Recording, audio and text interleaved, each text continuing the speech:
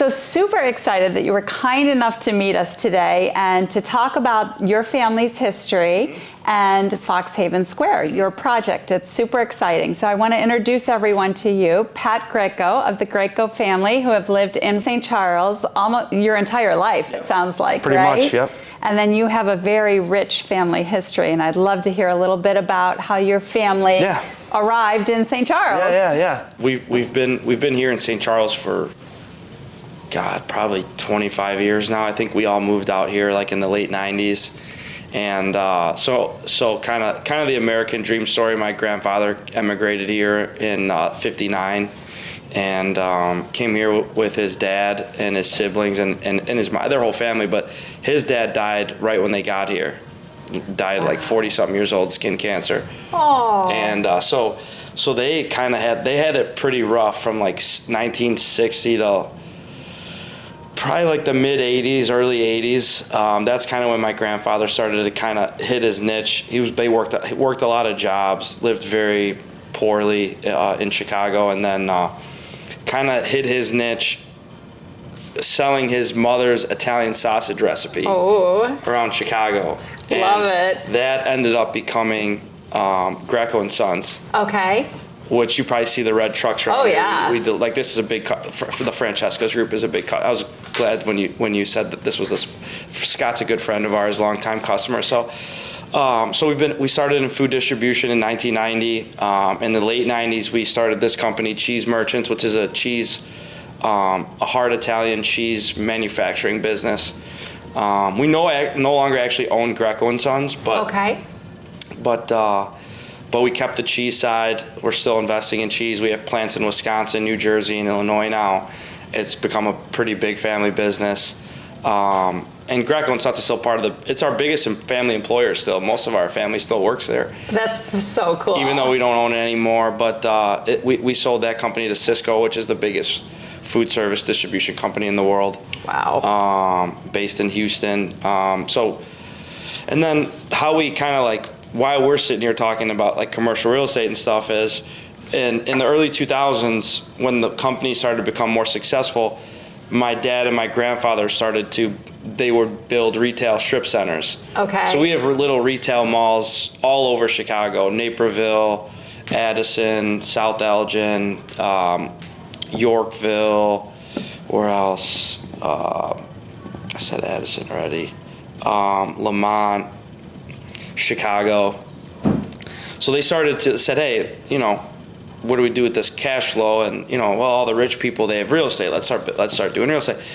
And it really actually started. I should take a step back. When we would build our warehouses for our distribution centers, we would build them and own them, and then charge our company rent. And so over the years, we've become a pretty big commercial real estate developer and holder. We don't really sell that often, and so that's kind of how this is one of our newer projects. We have 3 big projects. We also have the Pheasant Run Industrial Project in St. Charles. That's us. So we try to do like 1 or 2 projects every 1 to 2 years. So Pheasant Run Industrial is a major project for us.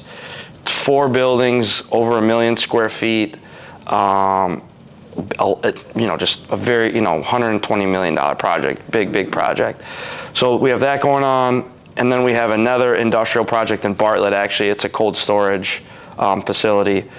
But so we didn't really have any plans to do, that was kind of like, all right, we got a lot going on.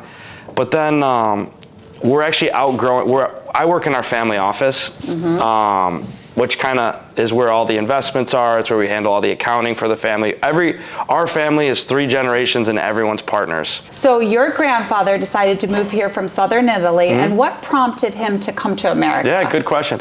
So him and his family, they lived in Calabria, which is all the way at the southern part of the mainland, right before you cross the channel and go into Sicily, and it's very economically challenged. There was no opportunity. They saw that, hey, I think at that time, they were hearing, hey, you go to America, there's work, you can get ahead, there's opportunity. And so, I think that they saw at that time where were they gonna, what were they gonna save? And actually, it's funny. My dad and my mom went to Italy last week, and they went to go visit the family we still have there. And when they came back, they said, "It's a different life. You know, there's no bars, there's no restaurants. You know, there's not a lot of cars. You know, they live a simple life, and you know, they work until they die because there's no way to save. There's no way to get ahead." So I think that's what really prompted them. And so they came here and they worked, and they opened this grocery store. At the deli counter, he would make his mother's Italian sausage recipe, and that caught the eye of a gentleman and their family that owned a pork slaughterhouse in the meat market on Lake Street, which is now, fantastic. You know, Sterling Bay's high rises and Nobu Hotel and all that great stuff. But and so he said, hey, they would say, "Hey, why don't you come work for us?" Because, you know, they would have byproducts when they would slaughter the pigs, and they had to get rid of them, and it's expensive, and a lot of those byproducts go into a sausage make. So he went there, he started making his sauce. He saw it as an opportunity. He realized that there could be a future there. That was the brilliance of him with, you know, he's a very brilliant man, very little education, no education really. And when he started to work in there and he started going out and trying to get accounts and sell this, that's when he started to really, and then he picked up other lines, cheese, tomato. Eventually it became very successful, and that's when he started to really make it. And then he dropped his city job. He was working 4 jobs. He stopped working overnight at the steel plant, and so that ultimately became when him and my dad started Greco and Sons. That was the foundation for what became Greco and Sons, which, you know, now Greco and Sons is one of the largest Italian food service distribution companies in this country. That is such an amazing story. Yep. It's a dream and inspiration and hard work. Love it. So how we got to St. Charles, sorry, I have a bad habit of going down rabbit holes, but how we got to St. Charles was, you know, Greco started in Glendale Heights, and then it kept going a little bit west, and it was in Carroll Stream, and then ultimately they built their plant, and they also built the Cheese Merchants plant, which is our cheese division. And approximately what year was that when they started moving west? Right, so they started in 90. I think they moved into the Carroll Stream building in 92 or 93, and then they moved to Bartlett in the Brewster Creek Business Park in it was probably like 2002 maybe. I remember like my dad used to wake me up at like 5 in the morning to go to the job site, and I'd be like, there's cement walls. Like, you know, like I wish I was still sleeping, but so I was probably around 10 at the time. So, and when they made that move, that's when they moved from Des Plaines and then Bartlett to St. Charles. So that was probably late 90s, early 2000s, and fast forward now to 2024. All 4 generations of Grecos are in St. Charles, with the exception of one defector that went to Inverness, my Uncle Lino. He's in Inverness. But he lived in Royal Fox for many years, and I say that joking. He's 20 minutes away. So yeah, we're all here, and we love St. Charles, and it's a great place to raise a family. My siblings and I grew up here. My cousins grew up here. Now my younger cousins are growing up here. So 4 generations that are roughly 2 and 5 is 7, 17 is 24. So there's like 38 Grecos that live in St. Charles. Unbelievable. We are so happy to have you, and you are making our fabulous St. Charles better than ever. Thank you. Mayor Vitek told me to reach out to you because she said you'd be an awesome person to interview about the project that you have going on the east side of St. Charles. Yep. So Foxhaven Square, it's one of our newer projects. It's going to be a 4-building mixed-use retail development on the corner of Kirk and North Avenue, right behind the old Second Bank and where on the border is. Perfect location. Yeah. Absolutely perfect. The east side needs this. We're so excited. Yep. No, obviously there's been a lot of development in downtown St. Charles, which is great. It's really continued to elevate, I think, our city, especially within the Fox Valley market and surrounding area. Kind of how it started.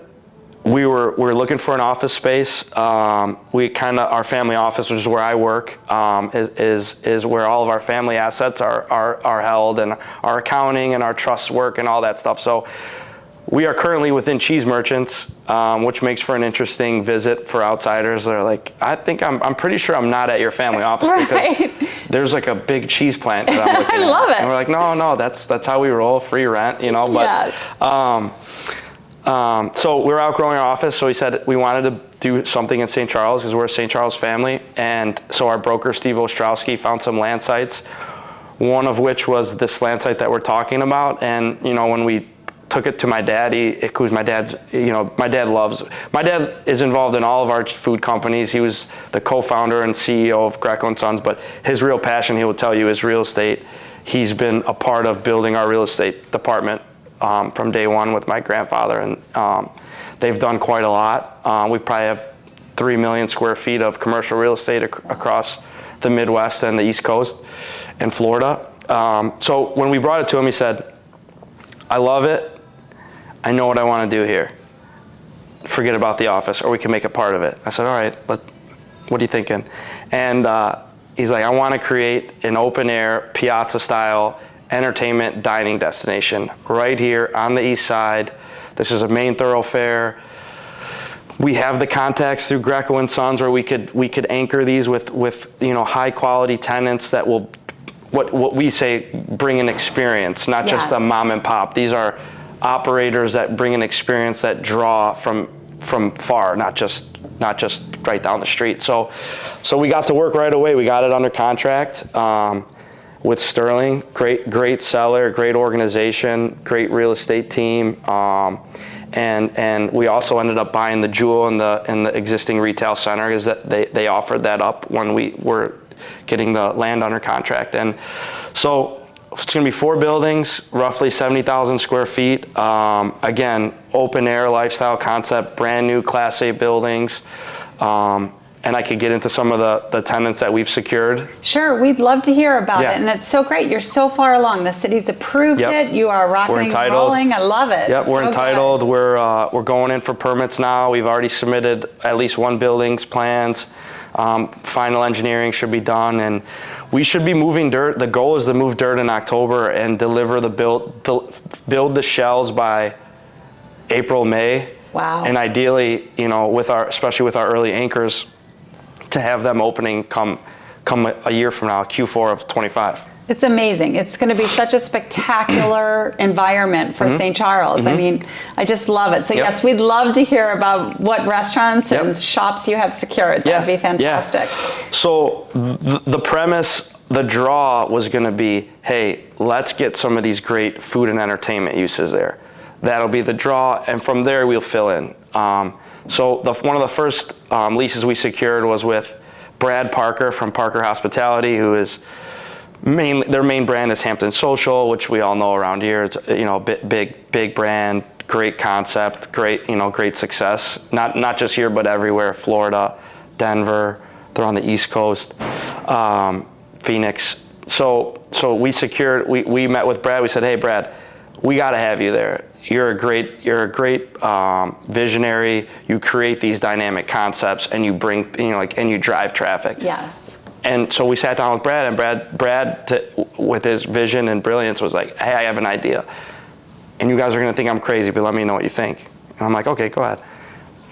I want to do a full building pickleball, indoor, rooftop. I want to do a Hampton Social-esque bar and restaurant concept, bocce courts, golf simulators. It's basically like a pickleball and adjacent sport that's more of like an entertainment type sport, like a pinstripe. I want to create that.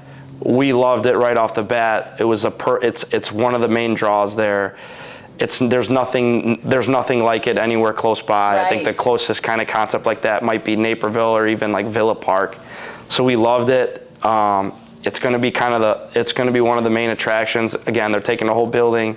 They're making the design is really cool. It's not like a traditional brick and mortar building. It's like those bright white with the stone and the panels and the rooftop, and then the restaurant piece is going to be right on that So this is the outlot building that's really going to be right behind Old Second. Okay. And the restaurant is going to have 2 levels and an outdoor deck, second level, that's right on Kirk Road. That's going to be amazing So- for the families and the individuals of St. Charles Yep. and surrounding towns. Yep. I'm sure will Oh, get that'll be a big draw. a lot of traffic. Oh yeah, that'll be a big draw. So we were ecstatic about that. That was the first lease we signed up. The second lease we signed was an introduction that Mayor Vitek actually set up. So good. And I thank her all the time for it. She set us up with a great concept with even better owners and people that are operating it, and Ron and his team. And we met at Graceful Ordinary. It was a Sunday.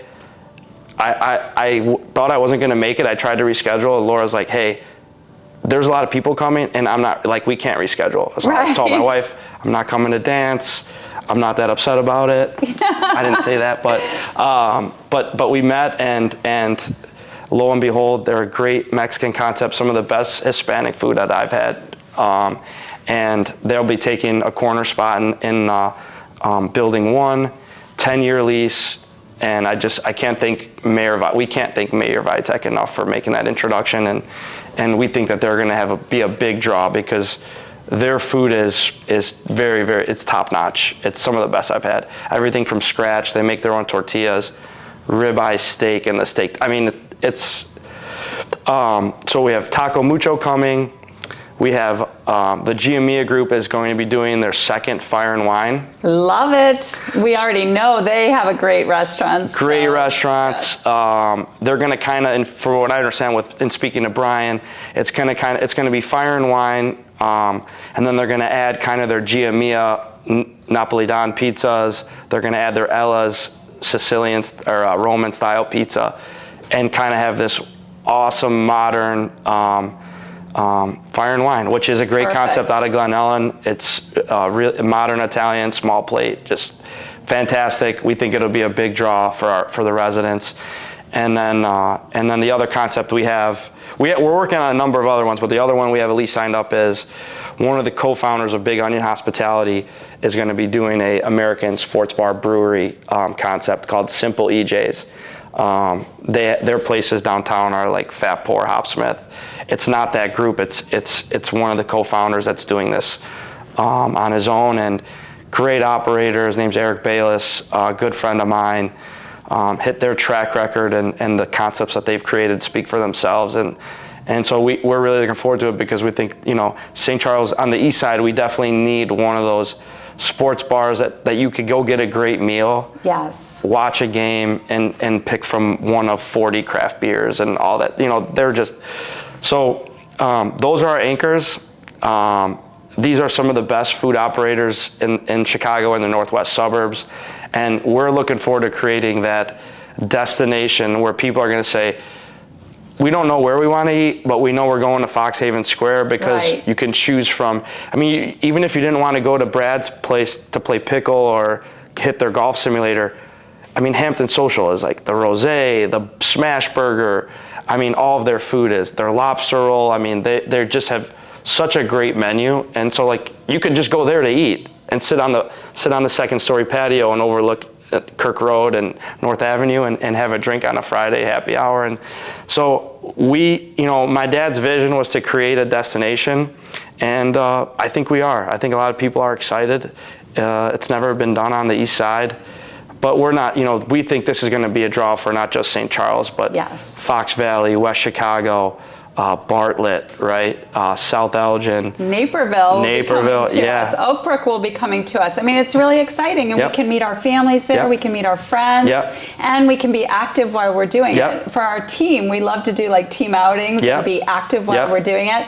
And we certainly don't mind having cocktails while it's all going on and food. There's nothing wrong with that. This is just, I mean, it is really going to be fantastic. And Mayor Vitek has been so instrumental in making St. Charles a better place, and your family has been so instrumental in doing that. And well, I thank you and your family, because we love this town. Yeah. We love selling real estate in this town. I've raised my 2 boys in this town, and I mean, you're hard pressed to find a better community to raise a family in than St. Charles. Yeah, no, couldn't agree more.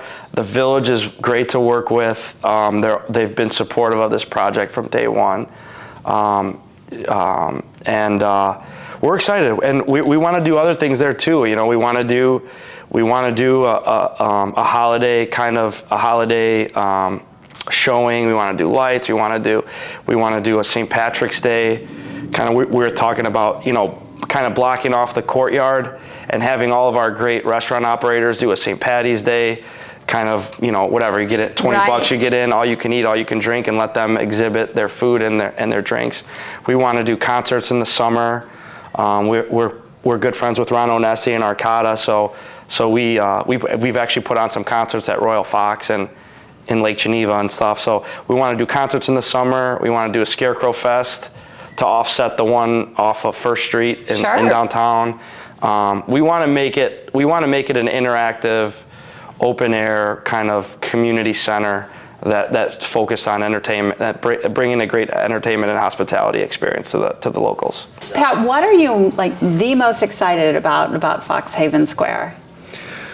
That's a good question. You know, I would say, you know, the fact that the goal is to create really, you know, why we incorporated the word haven into the name of the project was we wanted to be kind of a gathering place and a meeting place for families and friends and coworkers where, you know, everyone comes to break bread, right? Yes. Whether you're coming to meet for your weeknight pickleball match at Montauk, whether you're going for a beer at Simple EJ's, or hopefully a steak at a steak concept that we're getting pretty in depth with in conversations, or you're going for a great anniversary dinner at Fire and Wine.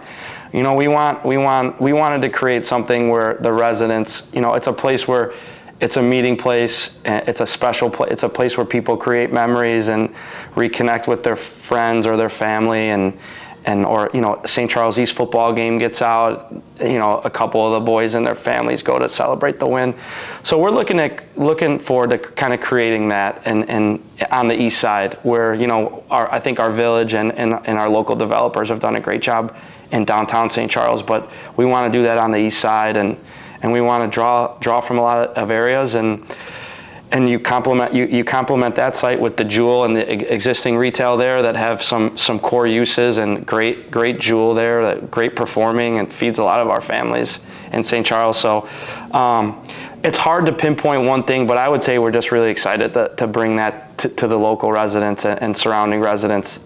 Just having a great place to create memories and spend time with friends and loved ones. So. And I had one more question. I know when we were off camera a little bit, you were talking about your family and the history, and you said there were 2 main goals that your family had, and that you talk about those goals today, and that's the vision of the company. Correct. Are you comfortable sharing with us? Yeah, no. So, you know, as we talked about earlier, 4th generation family, 3rd generation family business, 4 generations of Grecos, and in our family office and in our family companies, we have 2 main priorities, and neither of them are economic. And the first is to keep the family together.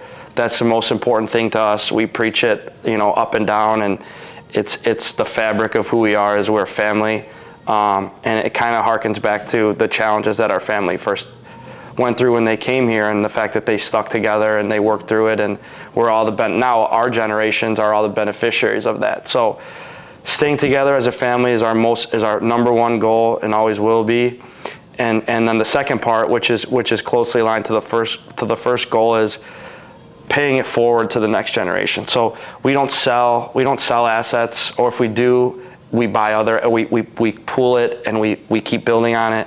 And you know, the opportunities that my grandfather and my dad gave to my dad's younger siblings, to me and my siblings in generation 3 and my cousins, we want to do that for generation 4, and so on and so forth. And so, you know, it's a big advantage that we have, and we're very fortunate that, you know, we always know that, you know, if we do the right things, that we'll have a career ahead of us with one of the family enterprises.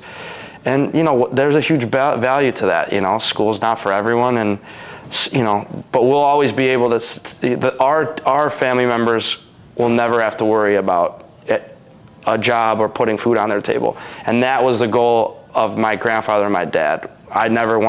They never wanted us to go through what they went through when they first came here, and the struggles they went through. So those are our two goals, and as long as we live up to those two goals, we're doing our jobs as we see it. And if we accomplish those two goals, regardless of the financial success that we have or don't have, I think that our family will be intact and be content. So. It was a beautiful message. I wanted to make sure it was heard by everyone because it's truly a beautiful message that certainly those of us that are living in 2024 need to hear. So thank you for sharing that. Yeah, I love to. Thank you. And thank you for doing this interview with us today. We'd love to meet up again in a couple of months and hear how things are going. Love to. So thank you so much, Pat. Thank you. Appreciate it.